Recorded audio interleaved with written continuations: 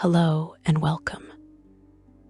There exists a God who bleeds for you, not in metaphor, not in distant symbolism, but in actual, tangible suffering that he embraces willingly, eternally, without hesitation or complaint. While other deities demand sacrifice, this one makes the sacrifice himself.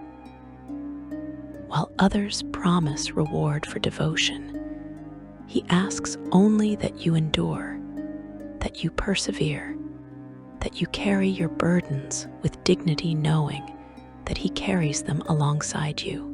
His tears fall like rain across Faerun, landing upon the faces of slaves, the broken, the diseased, the forsaken. He is Ilmater, the crying god, the rack-broken Lord, the one who endures, and his story is one of the most profound expressions of divinity you will ever encounter in the Dungeons and Dragons universe. You see, Ilmater is not a god of strength in the traditional sense. He does not wield thunderbolts or command armies of angels. He does not sit upon a throne of gold, demanding worship and tribute. Instead, he kneels in the mud beside those who suffer. He places his hands upon fevered brows. He whispers words of comfort to the dying. He takes upon himself the pain of the world, literally absorbing the anguish of his followers, bearing their wounds in his own divine flesh. This is a deity who understands suffering not as an abstract concept, but as a lived reality. Every lash that has ever struck a slave's back, he has felt. Every tear shed by a mother over a dying child, he has wept. Every moment of despair, every instant of hopelessness, every second of unbearable agony, he has experienced alongside those who endure it. The domain of Ilmater encompasses endurance, suffering, martyrdom, and perseverance. He is the patron of the persecuted, the enslaved, the oppressed, and the sick. His followers do not seek glory or power. They seek only to ease the suffering of others, to heal the wounded, to free the enslaved, to comfort the dying. They are healers, caregivers, martyrs who would gladly give their lives if it meant sparing another soul, even a moment of pain. In a world filled with gods of war, magic, and ambition, Ilmater stands alone as the deity of pure, selfless compassion. But who is Ilmater truly? Where did this god of suffering come from? And why does he choose this path of endless agony? To understand the crying god, you must first understand the nature of divinity itself in the Dungeons and Dragons multiverse. The gods of Faerun are not omnipotent, omniscient beings in the traditional sense. They are powerful, yes, immensely so, but they are also shaped by the beliefs and devotions of mortals. They can be wounded, they can suffer, they can even die, though death for a god is a complex affair. The gods need worshippers to maintain their power, and in turn, they grant blessings, miracles, and divine intervention to those who serve them faithfully. Ilmater's physical form, when he chooses to manifest, reflects his nature perfectly. He appears as a man, lean and marked by countless scars. His body bears the weight of suffering. Every wound he has ever taken on behalf of another permanently etched into his divine flesh. He is often depicted bound to a rack, his limbs stretched in eternal torment. Yet his face shows not anger or despair, but infinite compassion. His eyes weep continuously, tears of blood that fall like gentle rain. He wears simple robes, often torn and stained, the garb of a common peasant rather than a divine king. Upon his wrists and ankles, you can see the marks of shackles, symbols of his solidarity with all who have ever been bound. When Ilmater walks among mortals, which he does more frequently than most gods, he does not announce himself with thunder and glory.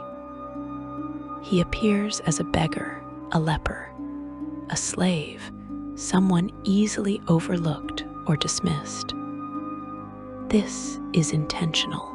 He wishes to experience the world as those who suffer experience it, to understand their pain not from a distant throne, but from within the very depths of human misery. Stories passed down through the faithful tell of Ilmater appearing at bedsides of the dying, holding their hands as they pass from this world to the next. He has been witnessed in slave camps, his presence bringing comfort to those who have lost all hope. He walks the battlefields after war's end, tending to the wounded and dying from both sides, making no distinction between victor and vanquished, seeing only suffering that must be eased. The holy symbol of Ilmater is striking in its simplicity and profound in its meaning. It consists of a pair of white human hands bound at the wrists with a red cord, set against a gray background. The hands represent helplessness, the condition of those who suffer without the power to change their circumstances. The red cord symbolizes the blood of martyrs, those who have given everything for others. The gray background represents the bleakness of a world filled with pain, yet also the neutrality of suffering itself, which makes no distinction between rich and poor, strong and weak, good and evil. To wear this symbol is to declare yourself willing to sacrifice, to endure, to suffer on behalf of others. But Ilmater does not stand alone in the heavens. He is 1/3 of what is known as the Triad, a divine alliance of 3 gods who work together to promote justice, honor, and mercy. The other 2 members are Torm, the god of duty, loyalty, and righteousness, and Tyr, the god of justice. Together, these 3 deities form a powerful triumvirate that opposes tyranny, cruelty, and oppression throughout the plains. While Tyr brings judgment and Torm brings righteous action, Ilmater brings mercy and compassion. Where Tyr would punish and Torm would fight, Ilmater heals and forgives. They are 3 aspects of a single philosophical truth: that a just world requires both the strength to enforce justice and the compassion to show mercy. The relationship between the 3 is one of deep brotherhood, though it has not been without trials. During a period known as the Year of 3 Streams Blooded, the Triad faced a crisis when Tyr was manipulated into slaying Helm, god of guardians. This act divided the Triad temporarily, as Ilmater chose to leave their shared divine realm, the House of the Triad. At the invitation of Sune, goddess of beauty, he relocated to the plane of Brightwater. This separation speaks to Ilmater's nature. He could not remain in a place tainted by such violence, even unintentional violence. However, by later years, Ilmater returned to Torm's side and re-established his realm, demonstrating that even divine relationships can be healed through time and understanding. Tyr respects Ilmater's willingness to forgive even the most heinous sinners if they show genuine remorse.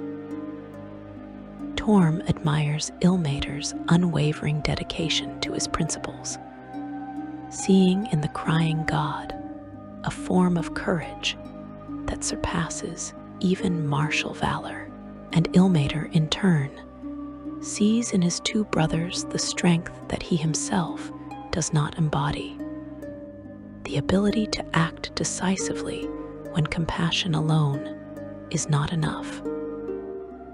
Together, they are stronger than they would be apart, each compensating for the weaknesses of the others. The origins of Ilmater as a deity remain somewhat mysterious, with various theological traditions offering different accounts. Some scholars suggest he was once mortal, a healer of extraordinary compassion who ascended to divinity through acts of selfless sacrifice. Other sources propose that Ilmater was created by Io specifically to embody the concept of suffering and endurance, that he was born directly into godhood with full knowledge of what his existence would entail. What remains consistent across all accounts is that Ilmater's divine purpose revolves around bearing the pain of the world, demonstrating through his eternal example that suffering need not lead to bitterness or despair. This philosophy is encapsulated in one of the central tenets of Ilmater's faith, often repeated by his priests: endure in the face of pain, persevere through suffering, aid those who hurt, seek justice for the oppressed, but above all, offer mercy and forgiveness, for only through mercy can the cycle of suffering be broken. These are not easy teachings. They require a strength of spirit that many find impossible to achieve: to forgive those who have wronged you, to show compassion to your enemies, to continue helping others even when you yourself are in desperate need. These actions go against every survival instinct mortals possess. Yet Ilmater asks nothing of his followers that he does not do himself, magnified 1,000 times over. The crying god's portfolio extends beyond simple healing and comfort. He is also the god of endurance, which encompasses not just physical stamina, but emotional and spiritual resilience. Athletes who push through pain to achieve their goals might offer a prayer to Ilmater. Soldiers who hold the line despite overwhelming odds might invoke his name. Parents who care for sick children through long, sleepless nights. Farmers who work through drought and famine. Merchants who struggle to keep their businesses alive through economic hardship. All of these individuals fall under Ilmater's protection, for all of them endure. Martyrdom, too, is part of Ilmater's domain, but it is perhaps the most misunderstood aspect of his faith. Martyrdom in the Ilmatari tradition does not mean throwing your life away recklessly or seeking death for its own sake. Rather, it means being willing to sacrifice yourself, truly sacrifice, to save others. It means that if the choice comes down to your life or the lives of innocents, you choose the innocence without hesitation. It means accepting suffering that you could avoid if doing so would spare others from greater suffering. The martyrs of Ilmater are those who look upon an impossible situation and say, "If my pain can ease yours, then I embrace it willingly." Throughout the history of Faerun, Ilmater has intervened directly in mortal affairs more often than most deities. This is partly because his nature compels him to act when he sees suffering, but also because his followers frequently call upon him in the direst of circumstances. Unlike gods who reserve their divine power for grand cosmic conflicts, Ilmater will expend his divine essence to heal a single dying child if the prayer is sincere enough. Accounts from his faithful describe him manifesting in slave markets to comfort those being sold, in plague houses to ease the suffering of the diseased, in torture chambers to give strength to those being interrogated. These manifestations are rarely flashy or dramatic. Ilmater does not appear in bolts of lightning or pillars of fire. Instead, those who receive his blessing often describe feeling a presence beside them, a warmth that fills their hearts even as their bodies suffer. Some report seeing a figure in their peripheral vision, a man with scarred hands who reaches out to touch them gently before fading away.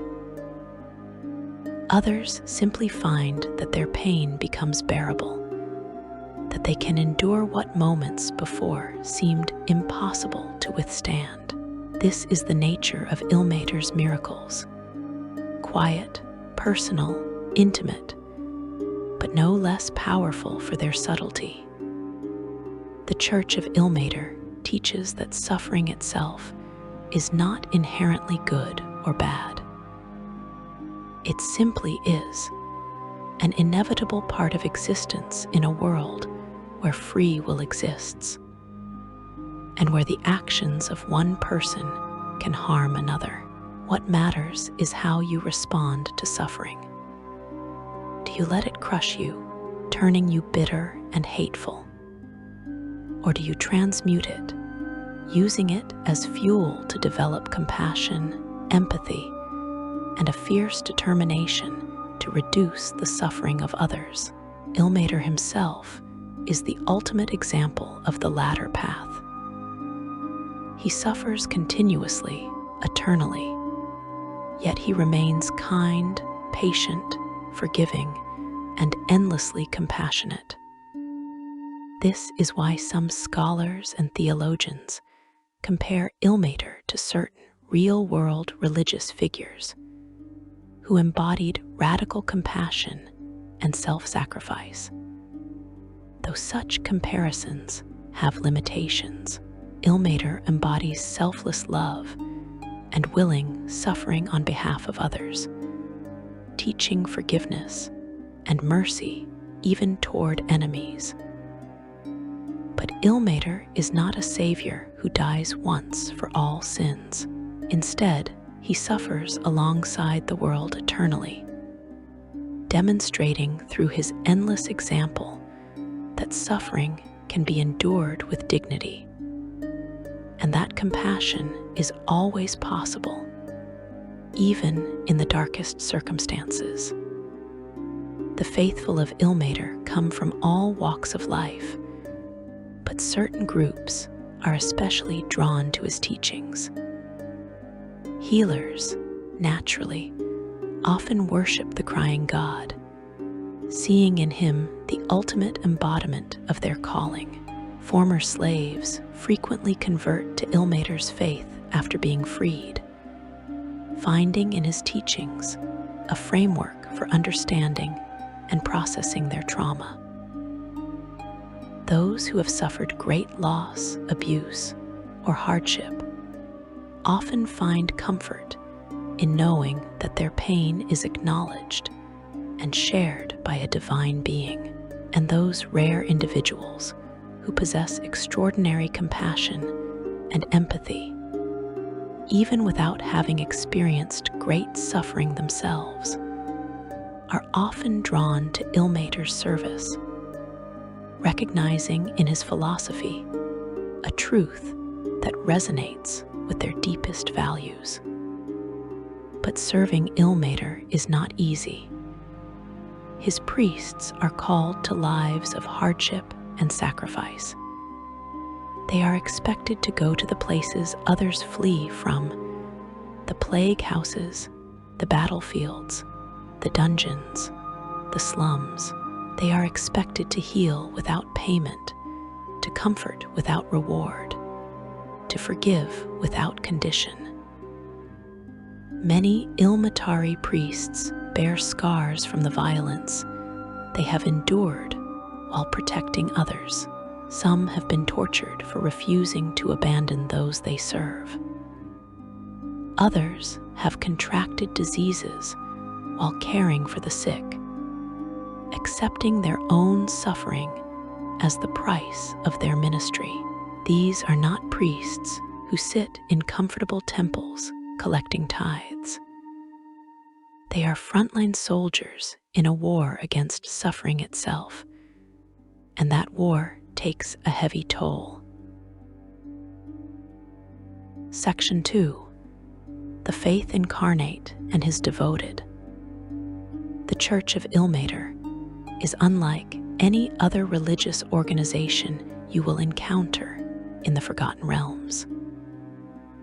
Where other faiths build grand cathedrals with towering spires and gilded altars, the Ilmatari construct simple houses of healing, where other clergy wear elaborate vestments adorned with precious gems. The priests of the Crying God wear plain gray robes, often patched and worn. Where other temples echo with triumphant hymns and calls to glory, the sanctuaries of Ilmater are quiet places filled with the soft sounds of prayer, the gentle words of comfort, and sometimes the unavoidable sounds of suffering being eased. To enter an Ilmatari temple is to step into a place of profound purpose. The architecture itself reflects the faith's values. You will find no unnecessary ornamentation, no displays of wealth or power. The walls are whitewashed or left as bare stone. The floors are clean but simple, often just packed earth or rough wooden planks. What resources the temple has are directed not toward beautification, but toward function. You will see rows of beds for the sick and injured. You will find kitchens capable of feeding hundreds of hungry souls. You will discover storerooms filled with bandages, herbs, medicines, blankets, and basic clothing to give to those in need. Significant Ilmatari temples exist in virtually every major city across Faerun. These establishments serve multiple functions simultaneously. They are hospitals where the sick receive treatment regardless of their ability to pay. They are shelters where the homeless can find a warm bed and a hot meal. They are refuges where escaped slaves can hide from their pursuers. They are schools where healers learn their craft. They are counseling centers where those who suffer emotionally or spiritually can find someone willing to listen without judgment. The hierarchy of the Ilmatari Church is intentionally flat compared to other faiths. There is no single pope or supreme patriarch who commands absolute authority. Instead, the Church is organized into regional networks of temples and monasteries, each led by senior priests who have earned respect through years of selfless service. These senior clergy make decisions collectively, gathering in councils when matters of importance arise. This structure reflects Ilmater's teachings about humility and service. No priest is above the work of healing, feeding, and comforting, regardless of their rank or experience. Within each temple, you will find different orders and specializations. The most common are simply called the Ilmatari, general priests who perform healing, conduct services, and minister to the needy. These men and women form the backbone of the faith, the everyday servants who wake before dawn and work until long after dark, tending to an endless stream of suffering humanity. They are healers, counselors, social workers, and sometimes defenders when violence threatens those under their protection. Though Ilmater teaches patience and turning the other cheek when one is personally wronged, his priests are not forbidden from defending the helpless. The key distinction is that they never use violence for their own benefit, only to protect others. Then there are the adorned, and their story is one of the most extreme expressions of faith you will ever encounter. This monastic order takes Ilmater's teachings about suffering to their furthest expression. The adorned believe that by accepting self-inflicted suffering, they can offer something meaningful in their devotion and potentially ease the pain of others through their sacrifice. You will recognize the adorned by their appearance.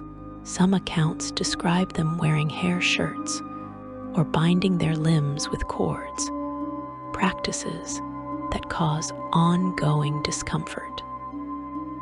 The specifics of their practices vary, but the underlying philosophy remains consistent: voluntary suffering as an act of devotion and solidarity with those who suffer involuntarily. This might seem like extreme asceticism to outsiders, and indeed, many within the broader church question whether the adorned take things beyond what is necessary. But the monks of this order will tell you, with perfect sincerity and clarity, that their suffering is both voluntary and purposeful. They have witnessed too much innocent suffering, too many children dying of disease, too many slaves beaten by cruel masters, too many innocents tortured by tyrants. If their self-imposed pain can strengthen their connection to Ilmater and demonstrate their absolute commitment to his path, then they embrace it willingly. The adorned are not required or even encouraged by the mainstream church, but neither are they forbidden. Ilmater honors all forms of sincere devotion, and if these monks choose to walk this difficult path, he walks it with them. Another significant presence within the faith consists of wandering priests, sometimes called pain-bearers, or the adorned crusaders, though the latter term can cause confusion with the monastic order. These are Ilmatari who do not remain in a single temple, but travel from place to place, seeking out suffering wherever it exists. They might spend months in a plague-stricken village, then move on to a region experiencing famine, then journey to lands where war has created refugees. These wandering priests see themselves as following Ilmater's example most closely, going to wherever the need is greatest, rather than waiting for the needy to come to them. Daily life for an Ilmatari priest follows a rhythm shaped by service and devotion. You rise before dawn, the coldest and darkest part of the day, to begin your prayers. Kneeling in the temple's chapel, you speak not grand liturgies, but simple, heartfelt words. You thank Ilmater for the strength to serve another day. You ask him to guide your hands in healing. You pray for those who suffer beyond your reach, those dying alone, those being tortured in distant dungeons, those trapped in lives of misery with no hope of escape. You pray for your enemies, for those who inflict suffering on others, asking Ilmater to soften their hearts and turn them from cruelty. After morning prayers, you break your fast with a simple meal. Ilmatari priests do not feast while others starve, so your breakfast is plain porridge or bread, perhaps some fruit if it is available. The meal is taken in silence or with quiet conversation, a moment of peace before the demands of the day begin. Then the work starts, and it does not stop until nightfall. Your first task might be making rounds through the temple's infirmary. You move from bed to bed, checking on patients, changing bandages, administering medicines, offering words of comfort. Here is an old woman dying of consumption, her lungs failing, each breath a struggle. You cannot cure her. The disease has progressed too far, but you can ease her pain with herbal drafts and your presence. You sit beside her, holding her frail hand, assuring her that she is not alone, that her suffering has meaning, that Ilmater himself feels her pain and will welcome her to his side when this life ends. In the next bed is a young man, a former soldier who lost his leg in battle. His physical wound is healing well, but his spirit is broken. He sees himself as useless, a burden, and he has spoken of ending his life. You talk with him, not offering empty platitudes, but honest acknowledgement of his pain. Yes, his life has changed. Yes, he has lost something precious, but he has not lost everything. His hands still work, his mind is sharp, his heart still beats. There are many ways to serve, many paths to purpose. You have seen one-legged men become teachers, craftsmen, even priests. Pain and loss do not erase a person's value or potential. You arrange for him to speak with another patient, a woman who lost both arms to frostbite years ago and now runs a successful shop with the help of adaptive tools and sheer determination.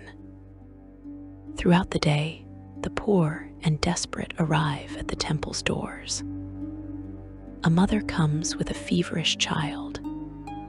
You examine the boy, determining that he has a simple illness that will pass with rest and fluids. But the family cannot afford to lose the wages the mother earns through laundry work. So she has been leaving the child alone while she works. You not only treat the boy, but arrange for someone to watch him while his mother works. ensuring he receives proper care without the family losing their only source of income. An escaped slave arrives, terrified, bearing fresh whip marks across his back. You know that hiding him might be technically illegal in this particular city, that the slave catchers have the law on their side, but Ilmater's law supersedes mortal law when the two conflict. You tend his wounds, feed him, give him clean clothes, and that night, when darkness falls, you help arrange his journey north to free lands. If the authorities discover what you have done, you could face imprisonment or worse. You accept this risk as part of your service. The afternoon brings a different kind of suffering to your door. A young woman enters the temple, her face bruised, her eyes downcast. She does not need to speak for you to understand. This is not the first time she has come with such injuries, and each time she has returned to the man who hurts her. Bound by economic necessity, social pressure, or misplaced hope that he will change, you treat her wounds as always, but this time you also speak more firmly. Ilmater teaches endurance and forgiveness, yes, but he does not teach you to enable cruelty or subject yourself to pointless harm. There is a difference between accepting unavoidable suffering with grace and volunteering for abuse. The temple can shelter her. The church has connections that can help her find work. She does not have to go back. You see the war in her eyes, fear battling against hope, and you know you cannot make this choice for her. You can only offer the option and pray she takes it. Evening brings its own rituals.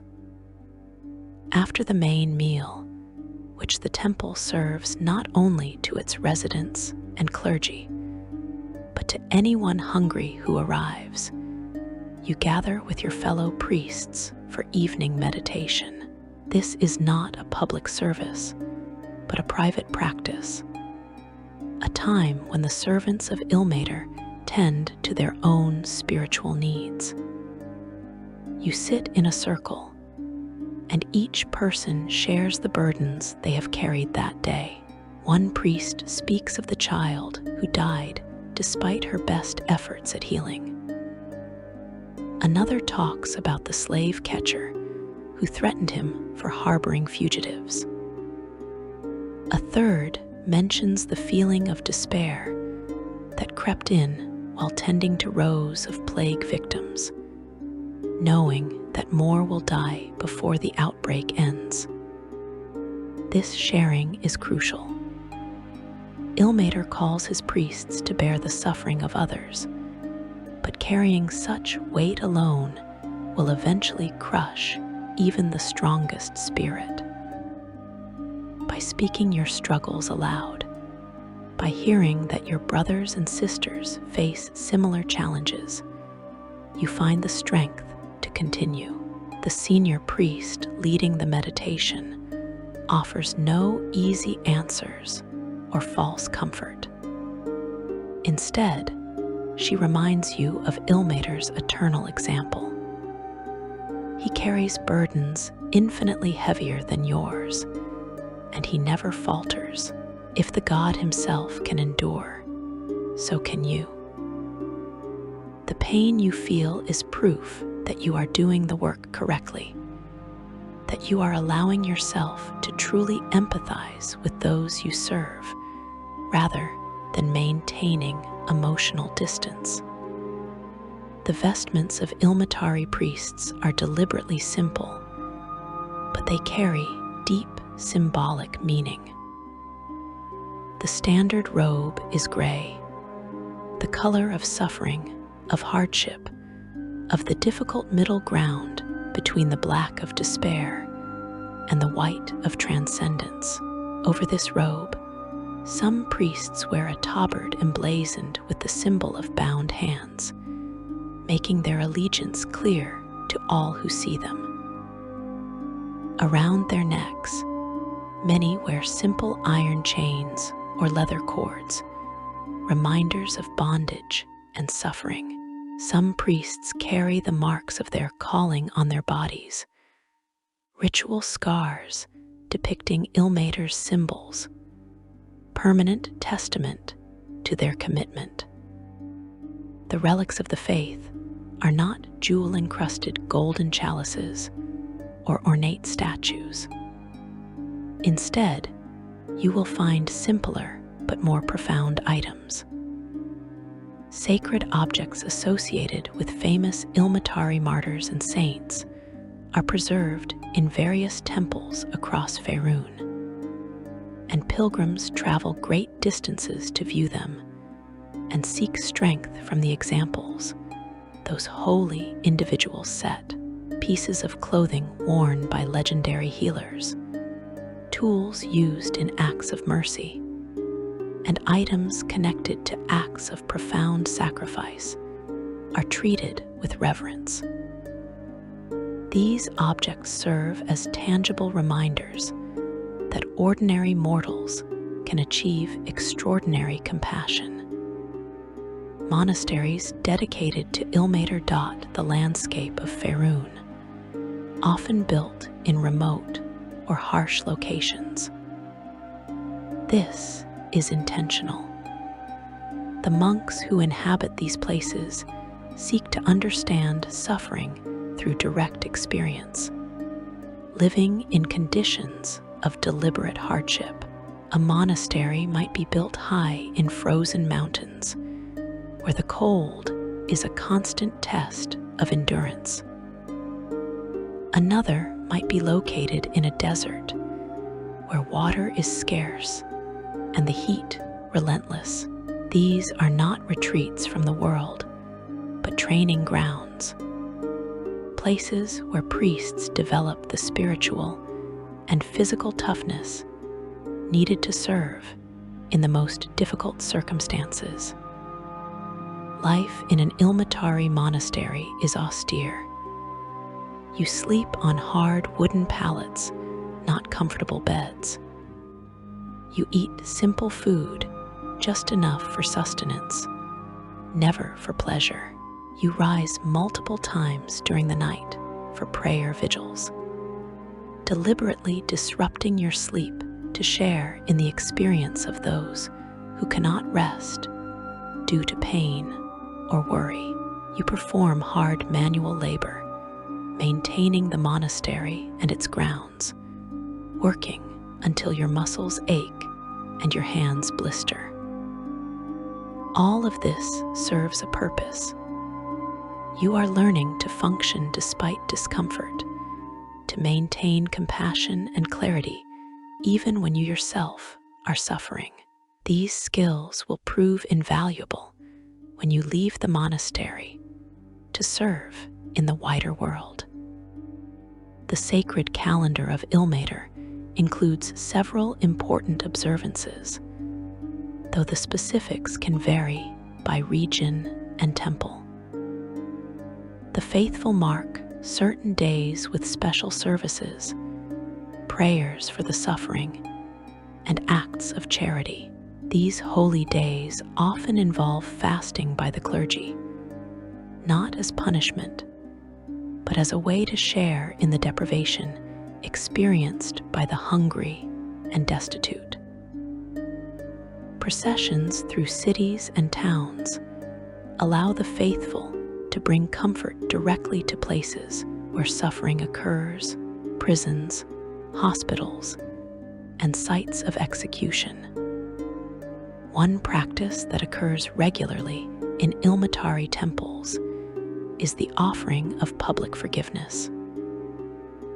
During services, priests and layfolk alike are encouraged to release grudges and resentments, to forgive those who have wronged them, embodying Ilmater's teaching that mercy must be limitless. This is not easy, and the Church recognizes that forgiveness is often a process rather than a single act. But the ritual serves as a reminder that holding onto anger only perpetuates suffering, creating endless cycles of retaliation that benefit no one. Section 3. Saints, Martyrs, and Divine Intervention. The history of Ilmater's faith is written in blood and tears, in sacrifice and transcendence. Throughout the centuries, countless individuals have given everything in service to the crying God's ideals. And among them, certain figures shine with such brilliance that their stories have become foundational texts of the faith itself. These are the saints and martyrs of Ilmater, men and women whose lives demonstrate what it truly means to embrace suffering for the sake of others. None stands taller in the pantheon of Ilmatari heroes than Saint Salers the twice martyred, whose story has been told and retold for over 1,000 years, inspiring generations of priests and faithful. To understand Salers is to understand the very heart of what Ilmater asks of his followers. His tale is remarkable not only for what he endured, but for where he came from. According to the Codex Spirita and other historical texts dating after the fall of Netheril, Salers first appeared in the lands of the Shun Imperium. But he was not a native of Faerun. His bald head and pale appearance marked him as someone from elsewhere. And indeed, Salers himself claimed to have come from another distant world entirely. In that far-off realm, Salers had been born into nobility. He lived a life of privilege and comfort, wanting for nothing, surrounded by luxury. But a vision changed everything. He saw with perfect clarity the suffering of the poor and downtrodden in his kingdom. He saw how the systems that benefited him were built upon the backs of those who had nothing. He saw the callousness of his fellow nobles, the way they ignored or actively contributed to the misery around them. And he could no longer continue living as he had been. Salers abandoned his station, giving up his wealth and title. He began going among the poor, offering aid, healing the sick, feeding the hungry, comforting those in despair. In his kingdom, such actions were not merely discouraged, but actively punished.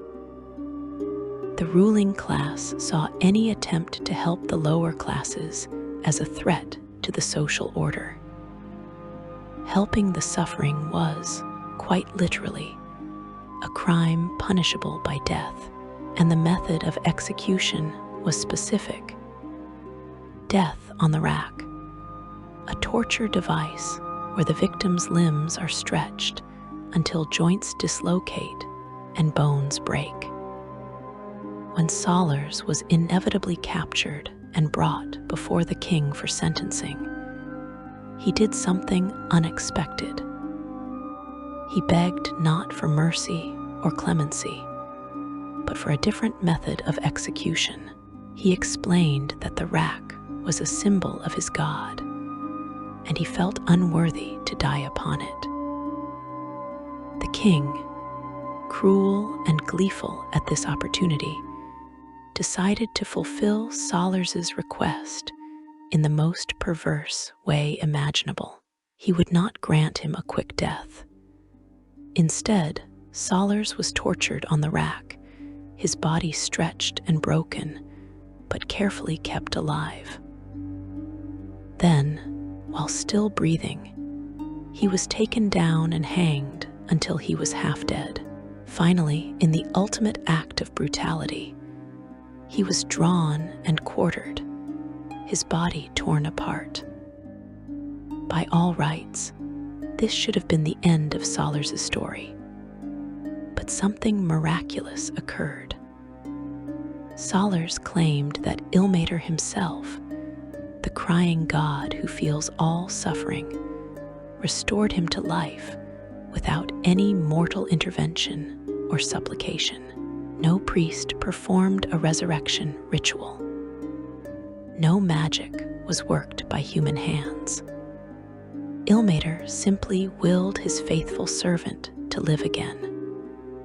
And with this restoration came a vision, a divine calling that directed Solars to the world of Faerun, where his true work would begin. Solars traveled across Faerun, going wherever suffering could be found. He healed the sick, comforted the dying, freed slaves, and spoke out against injustice. His fame grew, as did the devotion of those who followed him, but his activities did not go unnoticed by all the powers of the realm. Baelrose, an alias used by Talos, the god of storms and destruction, viewed Ilmater as a deific intruder in what he considered his rightful domain. This could suggest that Talos saw the faithful turning to Ilmater's message of endurance and compassion as a threat to his own worship of chaos and destruction. Whatever his reasoning, Baelrose decided to strike at Ilmater by crushing the crying god's most favored servant. 3 of Baelrose's most powerful minions were dispatched with a single mission: capture Solars and break him. Not merely kill him, but destroy him utterly, shatter his faith, make him renounce Ilmater, and prove that all this talk of endurance and perseverance was hollow. The nature of what Solars endured at the hands of these beings is not fully recorded, perhaps because it was too horrific to describe in detail. What is known is that Solars faced both physical punishment of unimaginable intensity and mental anguish designed to crack his spirit. He was tortured in ways meant to break not just his body, but his mind and soul. Yet Solars endured. Through pain that would have destroyed lesser beings, through psychological torment that would have driven others to madness or apostasy, he maintained his faith in Ilmater. He survived what was meant to kill him, spiritually if not physically. And when his tormentors finally realized they could not break him, when they understood that his faith was unshakable, they brought him to Kalimport, to the Temple of Divine Truth. There, in that sacred place twisted to profane purposes, Solars was placed upon the rack for the second time in his existence. This time, there would be no miraculous survival, as his body was stretched and broken, as his life slowly ebbed away. Solars died a martyr's death for the second time, earning forever the title, the twice martyred. The date of his death remains uncertain, a fact that speaks to the chaos that followed. The Ilmatari church of that era did not keep meticulous records, their focus being on service rather than documentation. This would later change, partly inspired by the example of another saint. But more significantly, the confusion about dates stems from what happened immediately after Solars' death. Ilmater himself manifested, his avatar appearing in response to the martyrdom of his faithful servant. The manifestation of divine power within Kalimport triggered a riot. The faithful, seeing their God present among them, rose up in righteous fury against those who had tortured and killed one of Ilmater's greatest champions. The violence and chaos that erupted wreaked havoc throughout the city. Some scholars at Candlekeep believe this event occurred simultaneously and coincidentally with another major catastrophe that struck Kalimport, compounding the destruction and making it nearly impossible to establish clear timelines.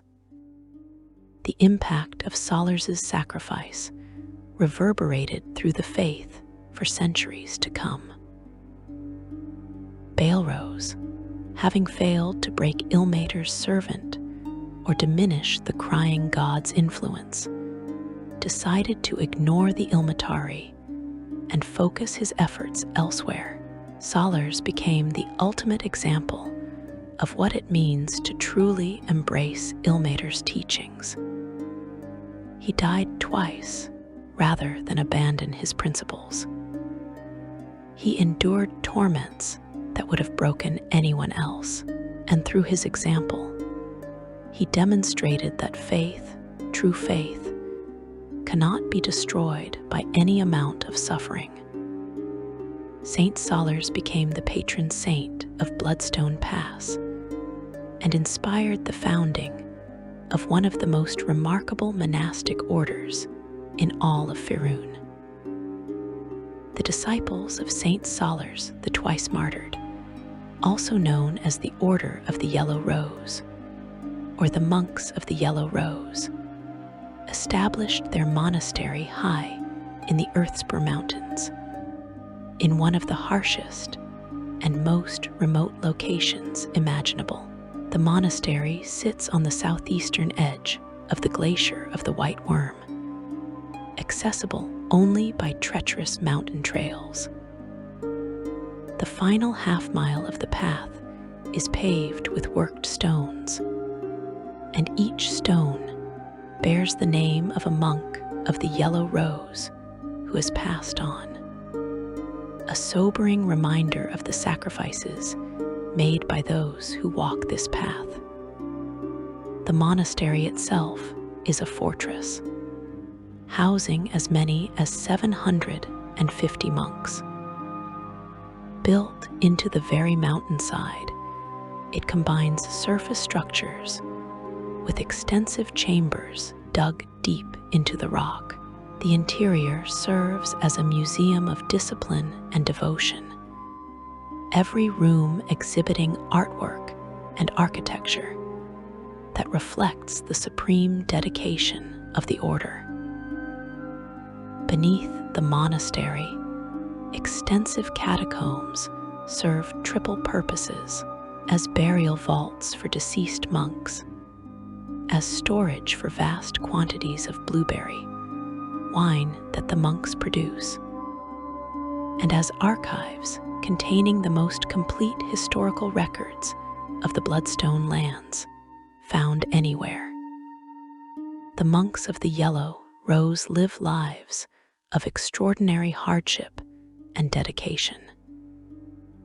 Each monk works at least 16 hours every day, with brief respites for prayer and meditation.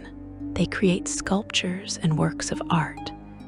They maintain genealogical records, and they train in both spiritual and martial disciplines. One of their most remarkable practices involves the Remorhaz, massive creatures that dwell in the ice and cold. Monks who have reached sufficient skill attempt to ride these deadly beasts, coming within inches of death or serious injury. This is not mere recklessness, but but a statement of devotion to Saint Solars, conquering fear and embracing danger as he did. The symbol of Saint Solars is the yellow rose. All church manuscripts relating to his faction include an illuminated yellow rose next to his name. Temples and shrines dedicated to him incorporate yellow roses in their decorations, and yellow rose bushes are commonly planted at Ilmater sites across Faerun. This simple flower has become one of the most recognized symbols of selfless sacrifice and unwavering faith in the entire pantheon. But Solars is not the only saint whose example illuminates the path of Ilmater service. Saint Dionysus, who lived over 600 years ago, transformed the church in fundamental ways. Born a peasant near the city-state of Lyrabar in the First Kingdom of Ilmater, Dionysus served in the militia for nearly a decade before his life changed forever. While searching for an escaped slaver, he entered an overgrown shrine in the foothills of the Earthspur Mountains. There, he experienced visions of Ilmater's glory and was immediately consecrated by the broken god as one of his clerics. Dionysus brought a different perspective to Ilmater service. As a former soldier, he understood that martyrdom was noble, but pointless death accomplished nothing. He organized his followers into walled and defended cloisters, teaching them to care for the downtrodden and sick, while also being able to defend themselves and those under their protection. It was one thing to die a martyr's death in service to others, quite another to be slain by bandits seeking easy targets or torn apart by wild beasts when simple defensive measures could have prevented it. Perhaps more importantly, Dionysus stressed literacy and record-keeping among his followers. He argued that passing on dogma and lore orally was inadequate, that the faith needed written records to maintain accuracy and consistency. At the Council of Kelter in the year of the Alarmed Merchants, 828 Dale Reckoning, Dionysus presented his ideas about defense and literacy to the broader Faerunian church. His arguments were persuasive. From that time forward, the Ilmater began keeping accurate records, teaching reading and writing as standard practice, and training their members in basic weapons use so they could defend the helpless. Dionysus's death came while fighting to protect Ilmater from an undead threat. A Lich named Sevenock had established a tower on an island and was sending undead creatures to attack coastal settlements. Dionysus led a force of warriors and clerics to the island, fighting through waves of enemies to reach the tower itself. In the final confrontation with Sevenock and another Lich, Dionysus sustained mortal wounds, but managed to strike down Sevenock even as his own life faded. He told his followers to leave him and flee, saying he had tasks only he could perform. As his followers sailed away, they witnessed the tower collapse and the entire island sink beneath the waves. A celestial being appeared, weeping yellow roses, and those who saw it felt their weariness vanish and their pain lessen. Saint Dionysus had also received a vision from Ilmater, instructing that a monastery should one day be built in the Bloodstone lands and dedicated to Saint Solars, a place of learning where genealogical studies would preserve the true histories of families and rulers. His followers fulfilled this vision in the year of the Yellow Rose, 1236 Dale reckoning, establishing the monastery of the Yellow Rose. The red poppy became the flower associated with Saint Dionysius, an appropriate choice given that poppy derivatives can relieve pain. Saint User represents yet another facet of Ilmatari devotion. The order of Saint User was based at the cloister of Saint User in the city of User in Lapalia. This walled monastery was founded by Ilmatari missionaries from Kalimshan, based on what we know of the spread of the faith from that region. The specific details of Saint User's life and martyrdom are preserved within the order itself, passed down through generations of devoted followers. The time of troubles, a period when the gods walked Faerun in mortal form, tested the faith of Ilmatari across the continent. During this chaotic time, Ilmater's presence among mortals took on a particularly poignant character. While other gods raged against their circumstances or sought to reclaim their full power, Ilmater walked among the suffering, continuing his eternal work of comfort and healing. Accounts from that period describe him appearing in disaster areas, plague zones, and battlefields, always bringing solace to those in pain. The manifestations of Ilmater throughout history have followed consistent patterns. He does not appear with thunder and glory, but with quiet presence. A dying soldier might feel a scarred hand gently close his eyes as he passes. A slave being beaten might experience a sudden warmth that allows her to endure. A parent watching a child die of illness might hear a soft voice offering comfort in the darkness.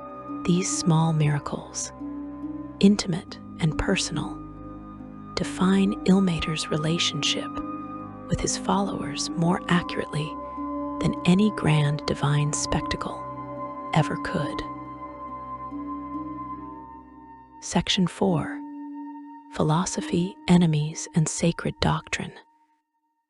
The theological framework of Ilmater's faith is deceptively simple on the surface, but reveals profound complexity when examined closely. At its core lies a single question that every sentient being must eventually confront. What do you do when faced with suffering that cannot be avoided? This is not an abstract philosophical exercise, but a practical reality that every person will encounter. You will experience pain, loss, hardship, and despair. You will witness others suffering. You will be forced to make choices about how to respond. Ilmater's teachings provide a framework for navigating these inevitable encounters with anguish. The first and most fundamental tenet of the faith is this: suffering is real, it matters, and it should not be dismissed or minimized. Other philosophies might tell you that suffering is an illusion, that pain is merely a perception you can train yourself to ignore. Ilmater rejects this completely. When you hurt, your pain is genuine and valid. When others suffer, their anguish deserves acknowledgement and compassion, not platitudes about how they should think differently about their circumstances. This validation of suffering as real and significant is what draws many people to Ilmater's faith. Here is a God who does not tell you to simply endure silently or pretend your pain does not exist. He sees your suffering, acknowledges it, and suffers alongside you. The second tenet follows naturally from the first. Because suffering is real and matters, we have a moral obligation to reduce it wherever possible. This is not optional or dependent on whether the sufferer deserves help. Ilmater teaches that all beings, regardless of their past actions or current circumstances, deserve compassion when they are in pain. This radical inclusivity extends even to enemies and wrongdoers. If a bandit lies dying by the roadside, an Ilmatari priest will stop to offer healing, even knowing that the bandit has hurt innocent people. The priest acts not to condone the bandit's crimes, but to address the immediate reality of suffering before him. This teaching creates inevitable tension with concepts of justice and deserved punishment. How can you show mercy to those who have committed terrible acts? Does healing a criminal somehow diminish the suffering of their victims? The Ilmatari response is nuanced. They do not oppose justice or believe that wrongdoing should go unpunished. Rather, they distinguish between addressing someone's immediate physical or emotional pain and absolving them of responsibility for their actions. You can bind a criminal's wounds while still supporting their prosecution. You can offer a murderer comfort in their final moments before execution, while acknowledging that the execution is just. Compassion and justice are not opposites, but complementary forces, both necessary for a functioning society. This is where the triad's partnership becomes essential. Tyr brings justice, ensuring that wrongdoing is identified and punished appropriately. Torm brings righteous action, the courage to enforce justice even at personal cost. Ilmater brings mercy, ensuring that punishment does not cross into cruelty, and that even the guilty retain their fundamental dignity as living beings. Together, these three gods model a complete ethical framework. Justice without mercy becomes tyranny. Mercy without justice enables evil. Action without wisdom leads to catastrophe.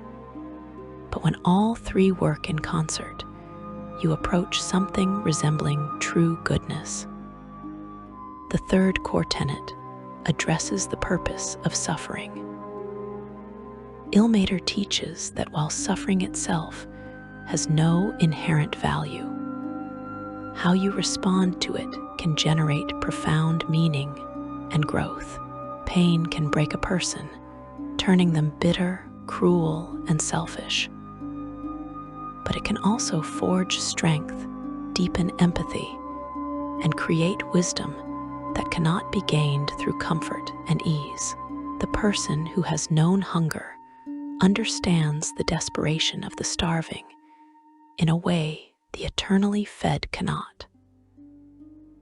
The person who has experienced betrayal knows the wounds of the betrayed. The person who has faced death understands the preciousness of life.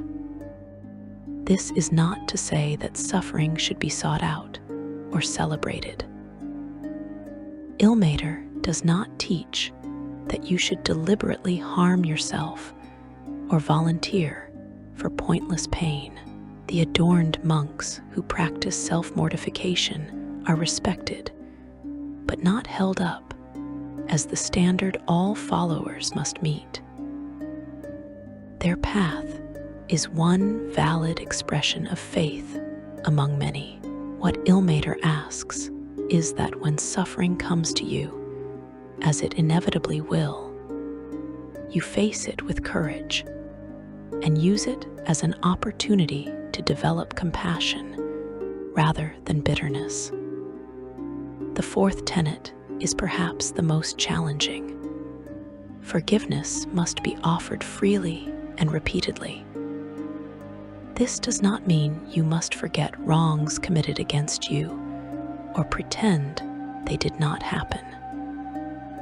Memory and acknowledgement of harm are important, but holding onto anger and seeking revenge only perpetuates suffering, creating endless cycles of retaliation. Ilmater teaches that true strength lies in the ability to break these cycles by choosing mercy over vengeance. This is extraordinarily difficult. It goes against every instinct that screams for payback when you have been wronged. Yet, the Ilmatari argue that this difficulty is precisely what makes forgiveness powerful and transformative. The theology of redemption in Ilmater's faith is expansive and hopeful. No sin is so great that genuine repentance cannot lead to forgiveness. No person is so lost that they cannot be saved if they truly desire to change. This optimistic view of human nature stands in contrast to more pessimistic faiths that see mortals as fundamentally flawed or corrupt. Ilmater believes in the potential for goodness in every soul, even the most hardened criminal, the most cruel tyrant, the most selfish monster can turn toward the light if something awakens their conscience. However, this redemption requires genuine transformation, not mere lip service. Ilmater can see into hearts and knows when repentance is sincere versus when someone is simply trying to escape consequences. True redemption involves acknowledging your wrongs, making amends where possible, and fundamentally changing your behavior. An Ilmatari priest will tell you that saying sorry is easy. Living sorry, demonstrating through your actions that you have truly changed, that is the hard part. That is what Ilmater requires. The Church's healing traditions go beyond simple magical or medical treatment. Ilmatari healers understand that people suffer on multiple levels: physical, emotional, and spiritual. A broken bone can be set and healed, but if the person broke that bone while fleeing abuse, the physical healing alone does not address the deeper wounds. Ilmatari priests are trained to recognize and treat these various forms of suffering holistically. This training includes extensive education in herbal medicine, surgery, and practical nursing. Not all Ilmatari priests have magical healing abilities, but all learn mundane methods of treating illness and injury. The Church maintains gardens where medicinal herbs are grown and libraries where medical texts are preserved and studied. Innovations in healing techniques are shared freely among temples, with no regard for profit or proprietary knowledge. If a priest in one city discovers a better way to treat a particular disease, that knowledge is immediately sent to every other Ilmater temple in the region. But the training also includes what might be called pastoral care in other faiths. Priests learn to listen, truly listen, to those who are suffering emotionally or spiritually. They study the signs of deep depression, the patterns of thought that lead to despair, the behaviors that indicate someone is contemplating self-harm. They learn techniques for counseling the bereaved, comforting the terrified, and supporting those wrestling with guilt or shame. This psychological and spiritual healing is considered just as important as physical healing, and often more difficult to provide effectively. The relationship between Ilmater and other deities is complex and multifaceted. Beyond the triad, Ilmater maintains friendly or neutral relations with most good-aligned gods.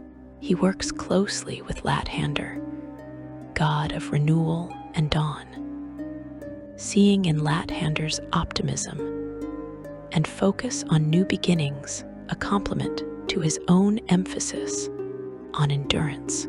When Ilmater helps someone survive their darkest night, Lathander offers them hope for a brighter tomorrow. This partnership could imply a shared philosophy about the cyclical nature of suffering and recovery, darkness giving way to light. Ilmater and Eldeth, goddess of peace and calm waters, share similar philosophies about compassion and the value of all life, though Eldeth takes pacifism further than Ilmater does. Where Eldeth would never condone violence under any circumstances, Ilmater accepts that sometimes force is necessary to protect the innocent. Still, the two faiths cooperate frequently, with Eldethin druids and priests often working alongside Ilmatari healers in zones of conflict, trying to preserve peace and tend to casualties. The relationship with Kelimver, god of the dead, is one of mutual respect. Ilmater eases suffering in life, while Kelimver ensures fair judgment and peaceful rest in death. Ilmatari priests do not fear death, viewing it not as an enemy, but as a natural transition. When their healing powers cannot save someone, they shift seamlessly from trying to preserve life to helping that person die with dignity and peace. They pray to Kelimver to guide the departed soul and trust that the Lord of the dead will judge fairly. But not all of Ilmater's relationships with other deities are friendly. He has eternal enemies, gods whose very nature stands in opposition to everything he represents. Chief among these is Leviater, the maiden of pain, goddess of torture and suffering. Where Ilmater seeks to ease pain, Leviater revels in inflicting it. Where Ilmater teaches that suffering should lead to growth and compassion, Leviater believes that pain is its own reward, that cruelty is a form of worship. The theological conflict between Ilmater and Leviater is absolute. There can be no compromise, no middle ground, no peaceful coexistence. Leviater's priests are torturers, sadists who inflict agony on victims as acts of devotion to their goddess. They see suffering not as something to be endured or minimized, but as something to be maximized and celebrated. To an Ilmatari priest, Leviathans represent perhaps the purest form of evil imaginable, not because they cause suffering through indifference or in pursuit of some other goal, but because they cause suffering as an end in itself. When Ilmatari priests encounter Leviathans, peaceful resolution is almost never possible. The Maiden of Pain's followers have no interest in debate or conversion. They want only to hurt, to break, to destroy. Ilmatari priests will defend themselves and others against Leviathans with a ferocity they show toward no other enemy. This is one of the few situations where Ilmater's teachings about patience and turning the other cheek are set aside.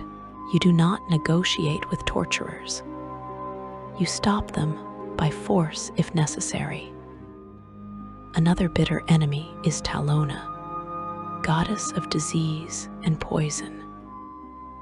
While Talona's domain includes natural illness, which Ilmatari priests treat without particular animosity toward the goddess herself, her followers often deliberately spread plague and contaminate water, supplies, as acts of worship.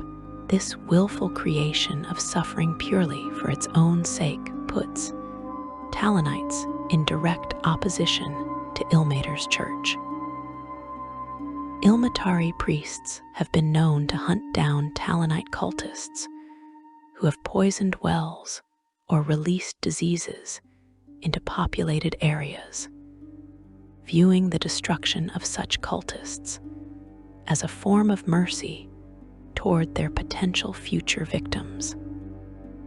The conflict with Bane, god of tyranny, is more ideological than personal. Bane represents oppression, the crushing of the weak beneath the boot of the strong. His followers establish brutal hierarchies where power determines worth and the powerless are treated as disposable. This philosophy is anathema to Ilmater, who teaches that all beings have inherent value regardless of their strength or status. Banites enslave, Ilmatari free slaves. Banites establish tyrannies, Ilmatari support the oppressed in throwing off their chains. The two faiths are natural enemies, though their conflicts are usually indirect, fought through proxies and political maneuvering, rather than open divine warfare. Based on what we know of their respective domains and teachings, we can infer that Leviater and Ilmater may have once had a closer relationship before her fall to evil.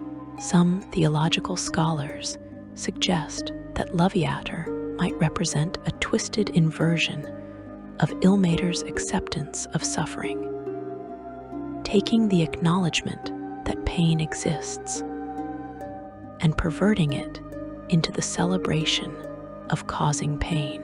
Whether this represents an actual historical connection or merely a philosophical observation remains a matter of debate among church scholars. Even among generally good-aligned faiths, tensions sometimes arise.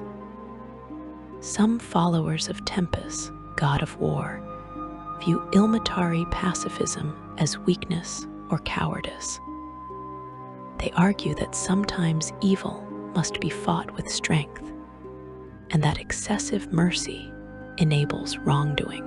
The Ilmatari response is that they do not oppose fighting evil. They simply insist that the fight must be conducted with compassion and restraint, that victory should not come at the cost of your own humanity. A warrior can be fierce in battle, yet merciful to defeated enemies. Strength and compassion are not mutually exclusive. The balance between mercy and justice remains a constant point of discussion within Ilmatari philosophy. The Church has produced countless theological texts wrestling with questions like, when does mercy enable evil? When does justice cross into cruelty? How do you help someone without making them dependent? When should you forgive? And when should you hold someone accountable? These are not abstract questions, but practical dilemmas that Ilmatari priests face daily in their work. The general consensus, shaped by centuries of experience and prayer, is that mercy should be your default response, but not your only response. You should always begin by offering compassion and help, but if that mercy is abused, if your aid is used to hurt others, then sterner measures become necessary. Even then, the goal is reformation rather than pure punishment. You restrain someone not to hurt them, but to prevent them from hurting others, and if possible, to create space for them to reflect and change. Section 5. The Modern Faith and Eternal Legacy. The faith of Ilmater in the current age stands as one of the most widespread and respected religions across Faerun and beyond. While it may not command the political power of some other faiths, while its temples may not gleam with gold and precious stones, the crying god's influence permeates society in ways both visible and subtle. Walk into any city of significant size, and you will find an Ilmatari presence. Sometimes it is a grand temple with dozens of priests. Sometimes it is a modest house of healing, run by a single dedicated cleric. Sometimes it is simply a shrine in a quiet corner where the desperate can offer prayers, knowing they will be heard. The practical impact of the faith cannot be overstated. In a world where magical healing exists, but remains expensive and often inaccessible to common folk, Ilmatari temples provide a safety net for the poor and desperate.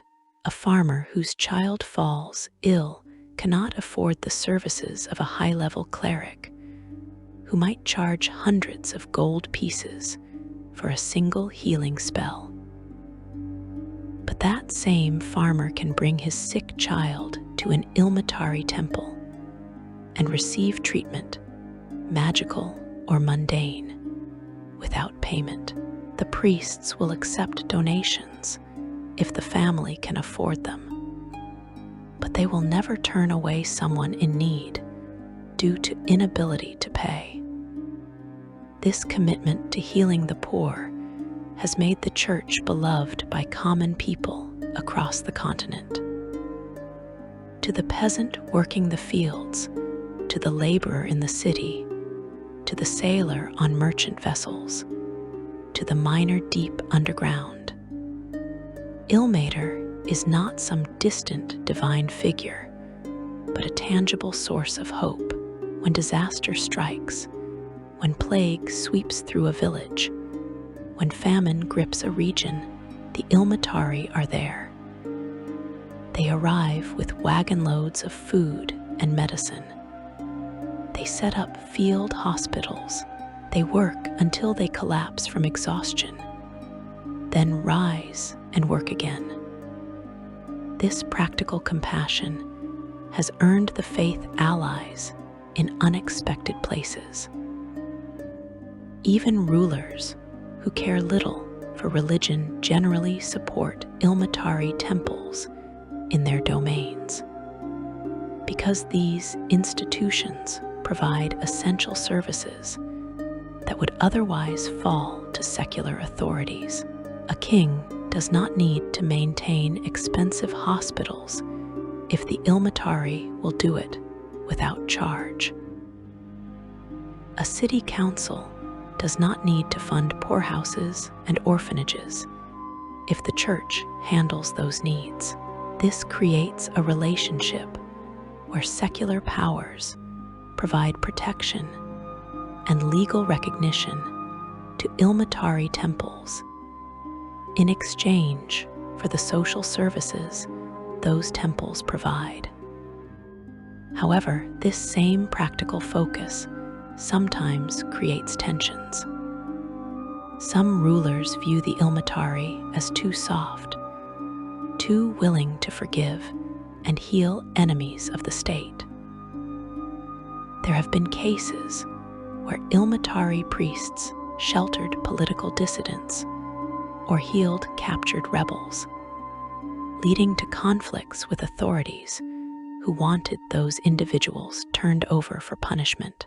The church's stance on slavery also puts it at odds with governments and economic systems that depend on forced labor. In nations where slavery is legal and economically significant, Ilmatari temples walk a difficult line between providing aid to slaves and avoiding outright rebellion that would get the temples shut down. The influence of Ilmater on adventurers and heroes is particularly interesting. On the surface, adventuring life seems incompatible with Ilmatari philosophy. Adventurers seek treasure, glory, and power. They delve into dungeons, slay monsters, and take what they find. This seems far removed from the selfless service and humble dedication that Ilmater teaches. Yet many adventurers find themselves drawn to the crying god's faith, especially as they mature and their priorities shift. Young adventurers might begin their careers motivated by greed or ambition. But after witnessing enough suffering, after seeing innocents caught in the crossfire of conflicts, after experiencing their own brushes with death and despair, many develop a deeper sense of purpose. They begin to see their abilities not as tools for personal enrichment, but as means to protect the vulnerable. A warrior who once fought for gold now fights to defend villages from raiders. A wizard who once hoarded magical knowledge now shares it to develop better healing techniques. A rogue who once picked pockets now uses those same skills to free slaves and expose corrupt officials. These adventurers often become lay followers of Ilmater, not formal priests, but individuals who try to embody his teachings in their own way. They might stop at Ilmatari temples between adventures to donate a portion of their earnings. They might volunteer to escort priests traveling to dangerous regions. They might take on quests specifically because those quests involve helping people rather than because the quests pay well. This creates a loose network of adventurers across Faerun who share Ilmatari values. Individuals who can be called upon when the church needs help beyond what their own priests can provide. Some adventurers go further and become actual priests or paladins of Ilmater. These holy warriors represent an interesting expression of the faith. They have sworn to endure suffering on behalf of others. Yet, they also possess combat abilities that make them formidable opponents. How does this martial prowess align with Ilmater's teachings about mercy and compassion? The answer lies in understanding that the crying God does not forbid violence in all circumstances. He forbids cruelty. He forbids violence used for selfish ends, and he forbids excessive force. But he accepts that sometimes the only way to protect innocence is to stand against those who would harm them with steel in hand. Ilmatari paladins are often found standing between the helpless and those who would prey upon them. They guard refugee camps from bandits. They hunt down slavers and traffickers. They confront evil that cannot be reasoned with or reformed. But even in battle, they strive to show mercy. They offer enemies chances to surrender. They take prisoners rather than executing defeated foes. They use only as much force as necessary to stop a threat. And after battles end, they tend to the wounded from both sides, making no distinction between friend and enemy when it comes to healing. The Church's educational efforts extend beyond medical training. Ilmatari temples often run schools for children in poor communities, places where education would otherwise be unavailable. These schools teach basic literacy and numeracy, skills that can lift families out of poverty. They also teach the values of compassion, community, and mutual support. Many successful merchants, craftsmen, and even nobles received their early education in Ilmatari charity schools and maintain lifelong gratitude to the faith that gave them opportunities they would never have had otherwise. In regions where slavery exists, these schools serve another crucial function. Freed slaves often have no education and few marketable skills beyond manual labor. Ilmatari temples provide training that allows them to support themselves as free people.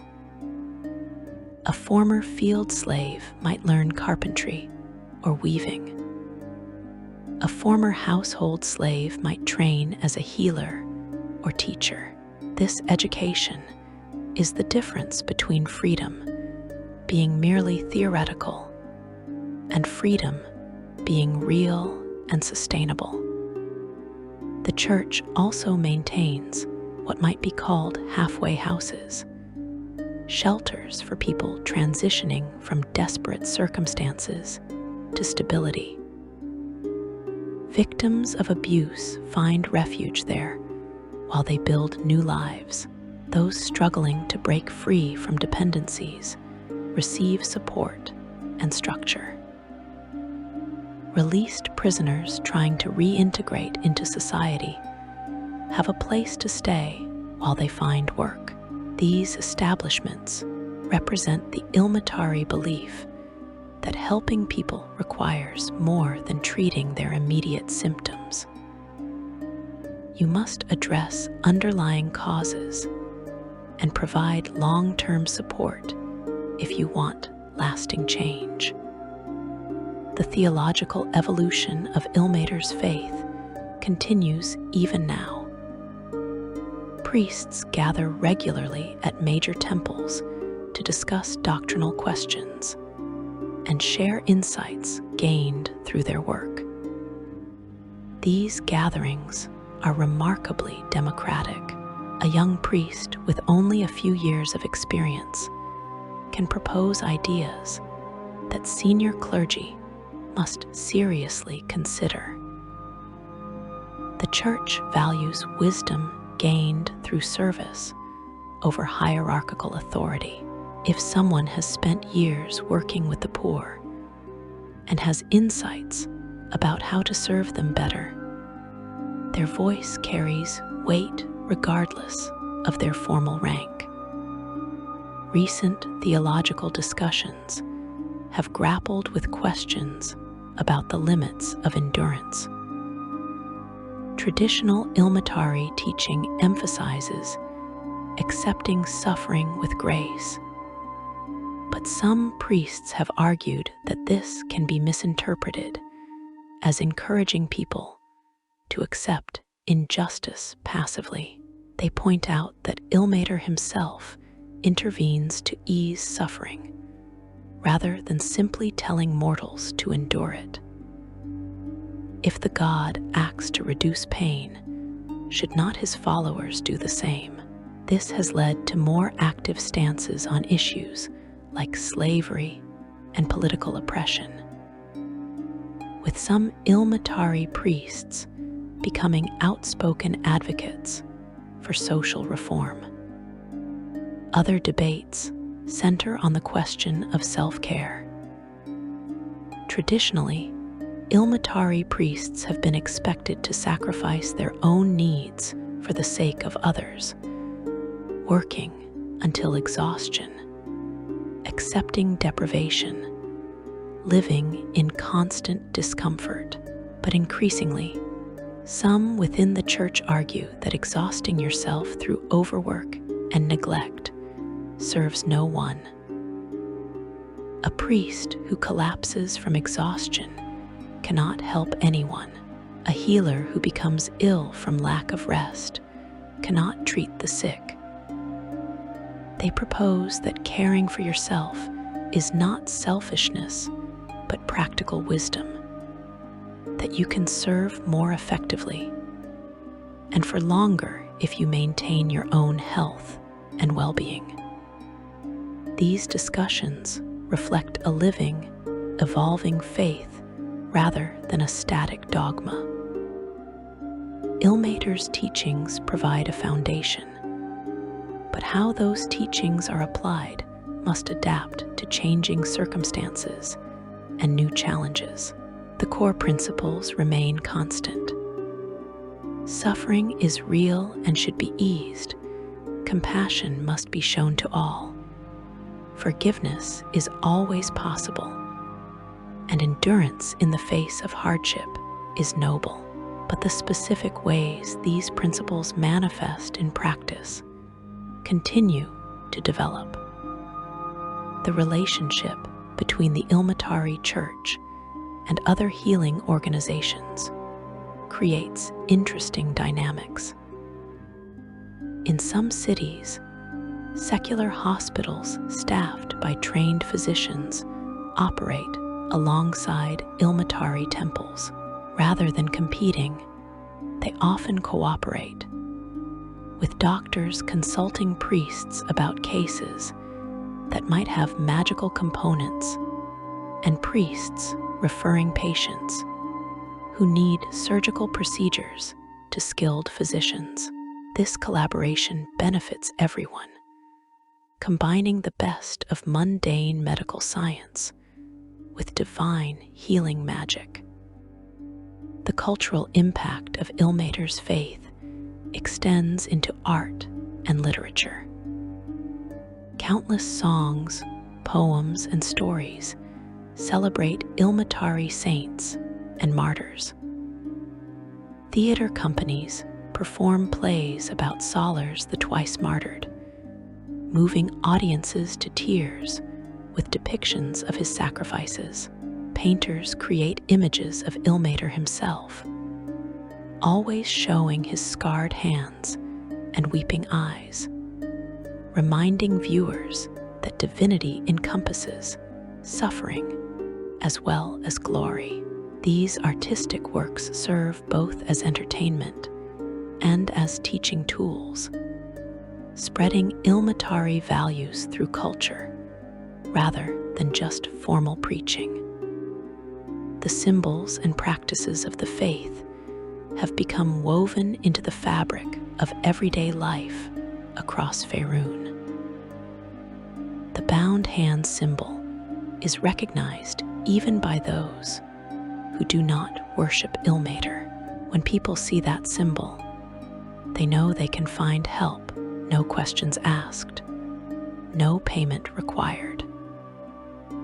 This universal recognition makes Ilmatari temples safe havens in even the most dangerous regions. Bandits who would readily rob a wealthy merchant might hesitate before attacking an Ilmatari priest, knowing that doing so would bring the wrath of both the faithful and the communities those priests serve. The practice of yellow rose cultivation has spread far beyond strictly religious contexts. Many households plant yellow roses in their gardens as a sign of respect for Ilmater and what he represents. Some families who have been helped by the church maintain these gardens as living expressions of gratitude. Others see the flowers as reminders to practice compassion in their own lives. The sight of yellow roses blooming has become associated with hope and healing across much of Faerun. In your own adventures, whatever form they take, you will likely encounter the influence of Ilmater's faith. Perhaps you will stop at a temple for healing after a difficult battle and find yourself moved by the kindness of the priests who ask nothing in return. Perhaps you will witness an Ilmatari cleric standing up to a tyrant, choosing to endure punishment rather than abandon those who depend on their protection. Perhaps you will hear a prayer to the crying God whispered by someone in despair, and see that prayer answered with gentle strength that enables them to continue when they thought they could not. The enduring message of Ilmater is both simple and profound. You will suffer. Everyone suffers.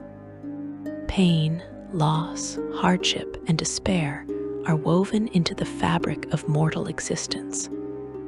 You cannot avoid them, but you can choose how you respond. You can allow suffering to make you bitter, cruel, and selfish. Or you can use it to develop empathy, compassion, and strength. You can recognize that others suffer just as you do and choose to ease their burdens, even when your own burden feels unbearable. This choice, made moment by moment, day by day, defines your character and shapes the world around you. Ilmater asks much of his followers, perhaps more than any other god. He does not promise victory, wealth, or glory. He promises only that if you walk the path of compassion and endurance, you will not walk it alone. He will be there beside you, sharing your burden, weeping your tears, giving you strength when yours fails. And in that companionship, in that divine solidarity with suffering, you may find something more valuable than any treasure, a sense of purpose and meaning that transcends circumstance. So whether you are a devout follower of the crying God or someone who has never prayed to any deity, the teachings of Ilmater offer something valuable. They remind you that compassion is always possible, that mercy can break cycles of violence, that forgiveness is not weakness but strength, and that the ability to endure hardship with grace is among the noblest of qualities. In a world that often seems defined by cruelty and indifference, Ilmater's example shines as a beacon of hope, proof that another way is possible if only you have the courage to choose it. The legacy of the crying God continues to grow with each act of kindness performed in his name, with each slave freed, with each sick person healed, with each desperate soul comforted. The faith does not measure its success in grand cathedrals or political power, but in the quiet moments when suffering is eased, when hope is restored, when someone on the verge of giving up finds the strength to continue. These small victories, multiplied across thousands of temples and millions of faithful, represent the true power of Ilmater's message. If you found this deep dive into the lore of Ilmater, the crying God, meaningful and insightful, please consider liking this video and subscribing to the channel. Your support helps us continue creating these detailed explorations of Dungeons and Dragons lore, bringing you the stories, philosophies, and histories that make the Forgotten Realms such a rich and compelling setting. Thank you for joining me on this journey through the faith of suffering, endurance, and eternal compassion.